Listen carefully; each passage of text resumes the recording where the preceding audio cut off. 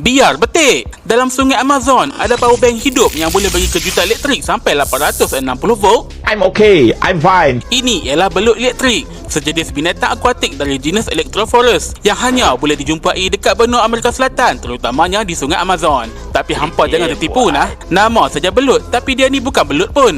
Dia ni dari keluarga ikan knifefish, sepupu jauh ikan keli. Badan dia panjang, lembek dan penuh dengan sel khas yang dipanggil elektrosit. Sel-sel ni bersusun secara berbaris dan setiap satu hasilkan arus elektrik yang rendah. Tapi bila semua pergi sontak, memang lingkup lah. Power no haramo karen dia. Buaya dengan anaconda pun keras kat situ kalau kena. Kalau hampa pergi sungai Amazon, jangan duk buat tebiang pergi randuk sungai tu. Silap-silap kena karen kat situ. Selain untuk pertahanan diri, belut elektrik juga boleh guna kebolehan ni untuk cari mangsa dengan mengesan medan elektrik dan berkomunikasi dengan belut-belut elektrik lain. Wush, rupanya sebelum internet wujud lagi, depa ni dulu guna online message.